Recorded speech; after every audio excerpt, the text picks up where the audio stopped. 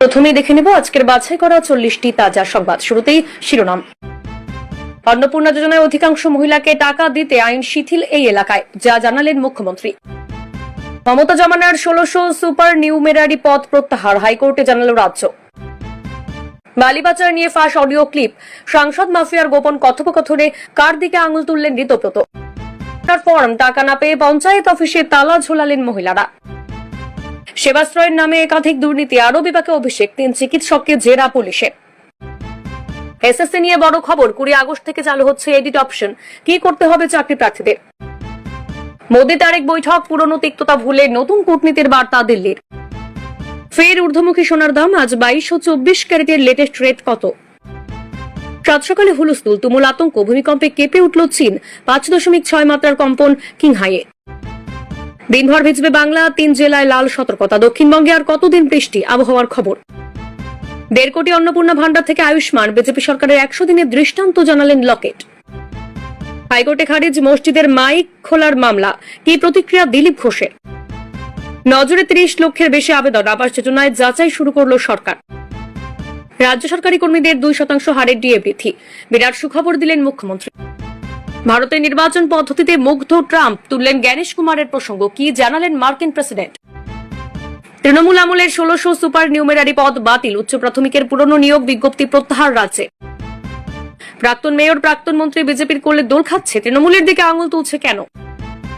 মহাবিপাকে মহুয়া, তৃণমূল সাংসদের বিরুদ্ধে জারি গ্রেফতারি পরোয়ানা, হঠাৎ কি হলো। যারা অন্নপূর্ণা যোজনার টাকা পাওয়ার যোগ্য তাদেরও হেনস্থা করছে, কাদের কথা বললেন অর্জুন। সামাজিক মাধ্যমে প্রচারে 1 নম্বরে মোদি, রিপোর্ট কার্ড দেখিয়ে মন্ত্রীদের তাড়া দিলেন প্রধানমন্ত্রী। সরকারের নির্দেশ উড়িয়ে বন্দে মাতরম নিয়ে বড় সিদ্ধান্ত কংগ্রেসের। অন্নপূর্ণা যোজনায় বিরাট সুখবর, 20 আগস্ট থেকে ফের আবেদন শুরু। সুজিত বসুর মামলা থেকে সরে দাঁড়ালেন বিচারপতি, নেপথ্যে কি কারণ। বাড়িতে বসে কি মিলবে স্বাস্থ্য বীমার কার্ড, নাম তোলার নতুন নিয়ম চালন। বিধানসভায় হারের ধাক্কা সামলে বাওর কাউন্সিলে জয় জয়কার মমতা শিবিরের। তৃণমূল জমানায় নিয়োগে বড় ধাক্কা হাইকোর্টে, 12,000 পুলিশ কনস্টেবল নিয়োগে স্থগিতাদেশ, কি নির্দেশ আদালতে। অবশেষে মুক্ত হরমুজ, সরানো হলো মাইন, ট্রাম্পের চালে পরাস্ত ইরান। এতক্ষণ শুনছিলেন সংবাদ শিরোনাম, এবার আসছি বিস্তারিত খবরে। বকেয়া ডিএ মেটানো নিয়ে সরকারের দাবি সঠিক নয়, এবার বিরাট পদক্ষেপ শিক্ষক সংগঠনের। মঙ্গলবার সুপ্রিম কোর্টে বাংলার রাজ্য সরকারি কর্মীদের বকেয়া ডিএ মামলার শুনানি হয়েছে। সেখানে রাজ্য সরকারের তরফে দাবি করা হয় ইতিমধ্যেই বকেয়া মহার্ঘ ভাতার 65% মিটিয়ে দেওয়া হয়েছে। এবার সেই বক্তব্যে আপত্তি জানিয়ে রাজ্যের মুখ্য সচিব মনোজ কুমার আগরওয়ালকে চিঠি দিল শিক্ষক সংগঠন Bengal teachers and employees association. বকেয়া ডিএ ইস্যুতে বড় পদক্ষেপ শিক্ষক সংগঠনের। সংশ্লিষ্ট শিক্ষক সংগঠনের দাবি, রাজ্য সরকারি কর্মী এবং পেনশনভোগীদের একাংশ বকেয়া ডিএ এবং ডিআর এর কিছু অংশ পেয়েছেন, তবে সিংহভাগ কর্মী এখনো কোনো টাকাই পাননি। সেই সংখ্যা প্রায় 70% বলে দাবি তাদের। বেঙ্গল টিচার্স অ্যান্ড এমপ্লয়িজ অ্যাসোসিয়েশনের দাবি, সুপ্রিম কোর্টে রাজ্যের তরফে যে তথ্য পেশ করা হয়েছে তা বাস্তবের সঙ্গে সামঞ্জস্যপূর্ণ নয়। বকেয়া মহার্ঘ ভাতা ইস্যুতে যাতে কোনো প্রকার বিভ্রান্তি না থাকে, সেই কারণে আদালতের সামনে প্রকৃত সত্য তুলে ধরা অত্যন্ত গুরুত্বপূর্ণ বলে দাবি করছেন তারা। বেঙ্গল টিচার্স অ্যান্ড এমপ্লয়িজ অ্যাসোসিয়েশনের তরফে স্বপন মণ্ডলের সই করা ওই চিঠিতে বলা হয়েছে, সুপ্রিম কোর্টের রায়ে স্পষ্ট বলা হয়েছে রোপা 2009 অনুযায়ী রাজ্যের অধীনস্থ সরকারি কর্মীকে বকেয়া ডিএ দিতে হবে।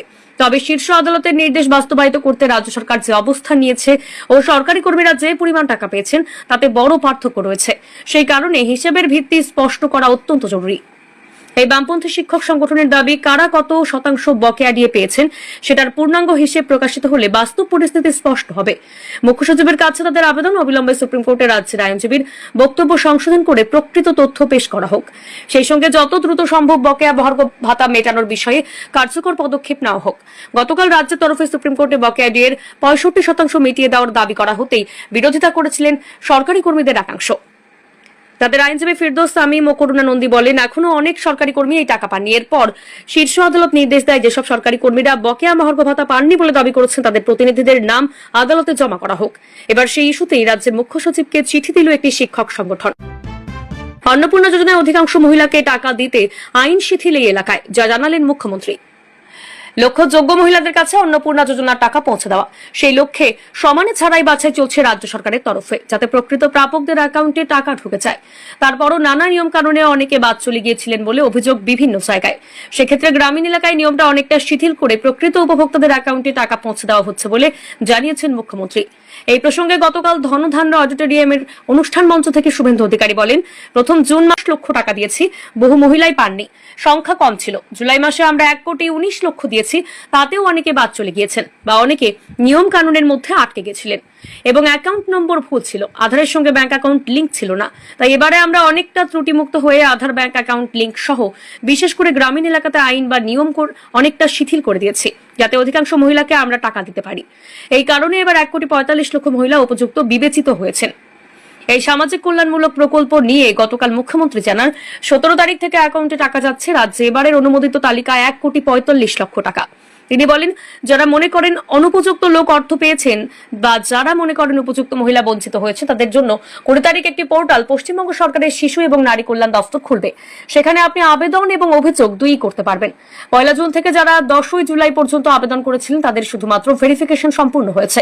11 জুলাই থেকে 31 জুলাই পর্যন্ত যারা আবেদন করছেন, যদিও সংখ্যা অনেক কম, কারণ মোট 1,80,00,000 আবেদন করেছিলেন, তাদের 10 জুলাই পর্যন্ত 1,66,00,000 মহিলা আবেদন করেছিলেন। তিনি বলেন, রাজ্য সরকার তাদের মধ্যে 1,45,00,000কে অনুমোদন দিয়েছে, যার টাকা গতকাল অর্থাৎ 17 তারিখ থেকে ঢোকানোর প্রক্রিয়া শুরু হয়েছে, যেটা 20 তারিখ দুপুরের মধ্যে সম্পূর্ণ হয়ে যাবে।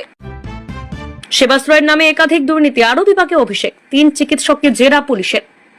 ডায়মন্ড হারবারের সাংসদ অভিষেক বন্দ্যোপাধ্যায় সেবাশ্রয় শিবিরের অনিয়ম নিয়ে আগে অভিযোগ দায়ের করেছিলেন বিজেপি নেতা অভিজিৎ দাস ওরফে ববি। অভিযোগ এফআইআর এ পরিণত হলে ইতিমধ্যেই শুরু হয়েছে তদন্ত। সেই মামলায় বুধবার 3 চিকিৎসককে ডেকে পাঠানো হয় বিষ্ণুপুর থানায়। দফায় দফায় 3 চিকিৎসককে জেরা করেন তদন্তকারী আধিকারিকরা। এমনকি বিষ্ণুপুরের এসডিপিও তথা মামলার তদন্তকারী আধিকারিক তাপস সরকার বলে জানা গিয়েছে।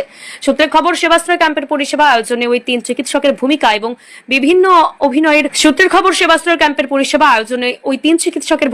বিভিন্ন অভিযোগের বিষয়ে চিকিৎসকদের কাছ থেকে তথ্য জানতে চাওয়া হচ্ছে। উল্লেখ্য, তৃণমূল জমানায় ডায়মন্ড হারবারের সাংসদ সেবাশ্রয় শিবির চালু করেন। নিখরচায় দূর দূরান্তের বহু মানুষ সেখানে চিকিৎসা করতে চান। রাজ্যে পালাবদলের পর সেবাশ্রয় নিয়ে একের পর এক অভিযোগ সামনে আসে। এমনকি চিকিৎসা করাতে গিয়ে কেউ হারিয়েছেন পা, আবার কারো বাদ গিয়েছে হাত। শুধু তাই নয়, সেবাশ্রয় দেওয়া ওষুধে কোটি কোটি টাকার দুর্নীতি হয়েছে বলে অভিযোগ। একের পর এক ঘটনায় অভিষেক বন্দ্যোপাধ্যায়ের বিরুদ্ধে দায়ের হয়েছে একাধিক অভিযোগ। একের পর এক অভিযোগ সামনে আসতেই নড়ে চড়ে বসেছে স্বাস্থ্য দপ্তরও। পুরো বিষয়টি দপ্তরের তরফে খতিয়ে দেখা হচ্ছে বলে খবর।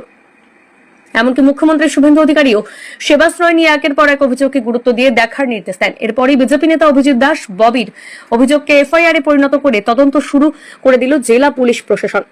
আর সেই মর্মেই বুধবার 3 চিকিৎসককে ডেকে দীর্ঘ জিজ্ঞাসাবাদ সারলেন তদন্তকারী আধিকারিকরা। পুলিশ সূত্রে খবর, সেবাশ্রয় ক্যাম্পের পরিষেবা আয়োজনে ওই 3 চিকিৎসকের ভূমিকা এবং বিভিন্ন অভিযোগের বিষয়ে চিকিৎসকদের কাছ থেকে তথ্য জানতে চাওয়া হচ্ছে। যদিও এই ব্যাপারে মুখে কুলু পেটেছেন ডায়মন্ড হারবার পুলিশ জেলার কর্তারা। ফের ঊর্ধ্বমুখী সোনার দাম। আজ 24 ও 22 ক্যারেট সোনার লেটেস্ট রেট কত? সোনার দাম প্রতিদিনই ওঠানামা করে, তবে বাংলার বাজারে গত কয়েকদিন ধরে সোনার দাম বেড়েই চলেছে। অসাধারণের আজ সোনার দামে লাফ দেখা গেল। বুধবার গহনা কিনতে কত খরচ হবে দেখুন রেট চার্ট। আগস্টের দ্বিতীয় সপ্তাহে বাড়লো সোনার দাম, যেমন আজকের রেট। সোনা যে কেবলমাত্র গয়না হিসেবে ব্যবহৃত হয় তা নয়, অনেকে সঞ্চয়ের জন্য সোনা কিনে থাকে। তবে সোনার দাম বাড়লে মধ্যবিত্তদের চিন্তা বেড়ে যায়। আর বর্তমানে হলুদ ধাতুর দাম যে পর্যায়ে পৌঁছেছে, তাতে মধ্যবিত্তদের প্রায় ধরাছোঁয়ার বাইরে চলে গিয়েছে সোনা কেনা। শুধুমাত্র যে সোনার দাম বেড়েছে তা নয়, সোনার পাশাপাশি বেড়েছে রূপোর দামও। আজ 22 ক্যারেট 1 গ্রাম হলমার্ক সোনার দাম রয়েছে 14,725 টাকা। 22 ক্যারেট 10 গ্রাম হলমার্ক সোনার দাম রয়েছে 1,47,250 টাকা। আজ 24 ক্যারেট 1 গ্রাম পাকা সোনার দাম রয়েছে 15,495 টাকা এবং 24 ক্যারেট 10 গ্রাম পাকা সোনার দাম রয়েছে 1,54,950 টাকা। এছাড়াও আজ 1 গ্রাম 24 ক্যারেট পাকা সোনার বাটির দাম রয়েছে 15,415 টাকা এবং 10 গ্রাম 24 ক্যারেট পাকা সোনার বাটির দাম রয়েছে 1,54,150 টাকা। সোনার পাশাপাশি আজকে রূপোর দাম এক ঝলকে দেখে নিন।